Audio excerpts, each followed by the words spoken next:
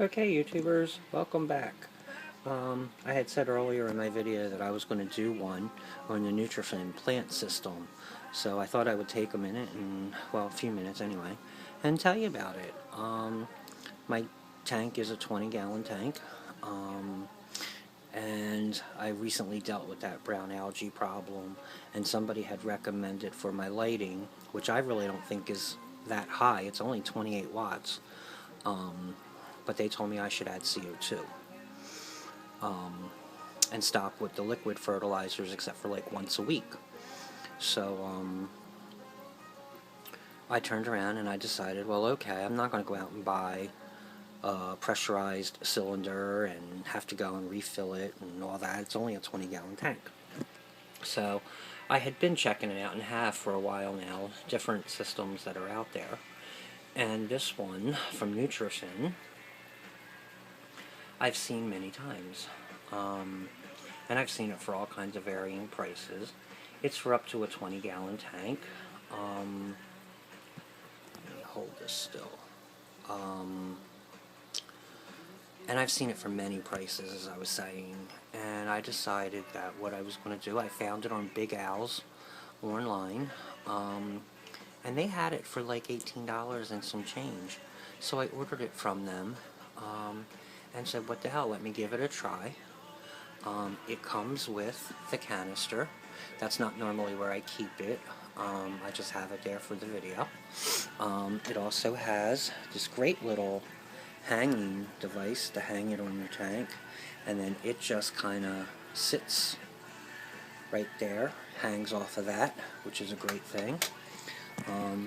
It comes with 3 packages of activator, 3 packages of stabilizer, and it also came with some Nutrafin plant grow. So basically what I did was I hooked it up.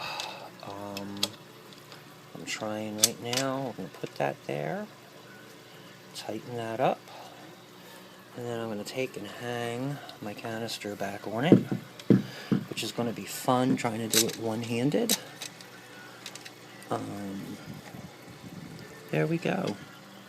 And it's on there. Sits right behind, let me just go back around. Sits right behind my tank pretty nicely.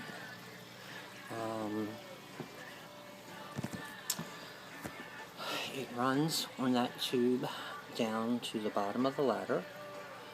It shoots out the CO2 underneath. It's a little hard to see because of my plants. There we go. And then the CO2 bubbles just keep climbing the ladder. And as they climb it, they get smaller and smaller and smaller until they get to the top. And then they come out the top and just go out of your tank. That gives the CO2 more time to disperse into the water, the longer it takes for it to climb the ladder. Now, a lot of people, if you go and you read reviews on products like I do, when I'm shopping, I look to see if anybody who's bought it has rated it, reviewed it, or said anything about it.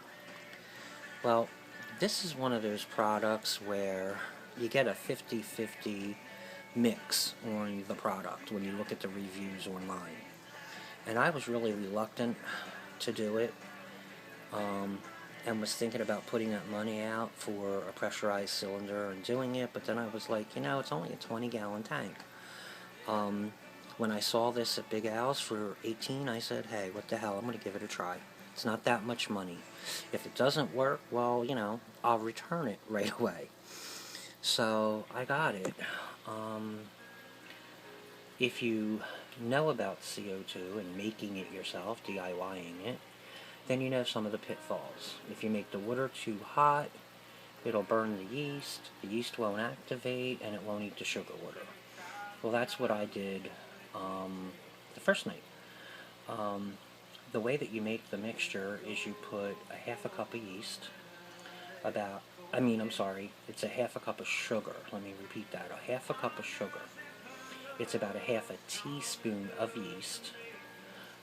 which is the activator, a half of teaspoon to a teaspoon of baking soda, which is the stabilizer that adds a buffer for your water so you don't have the pH drops. And then approximately 2.5, 3 cups of very warm but not hot water. And you stir it up, and the yeast will activate and start eating the sugar, which creates the CO2. The first night I did it, I made the water too hot. I waited 24 hours after I hooked it up, and I still had no CO2. I opened up the canister, and I had nothing but water in there. So I dumped it all out, and I started over, mixed it all up again. This time I made sure the water wasn't too hot, but that it was, fairly decently warm. And within an hour, I started having bubbles come out. Now, they weren't frequent. It takes a while for the CO2 to work its way through the tubing and get to the diffuser. And then when it first starts coming out and starts going up the ladder, the bubbles would get stuck.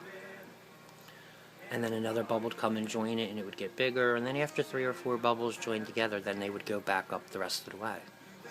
But after about, I'd say 12 to 24 hours, the bubbles just started running normally and coming out, and they're constantly climbing. As you can see, if I go closer, there's like multiple bubbles going up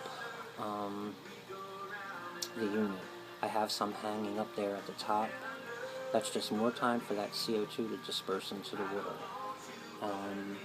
So pretty much I'm pretty happy with it. We'll give it a week or two and see what kind of effect it has on the plants. But I'm really enjoying it. I really like the system for a 20-gallon tank. I totally had pulled everything out of the aquarium the other day except for the fish. Pulled out some of the gravel because this red Floramax gravel is just not what I want.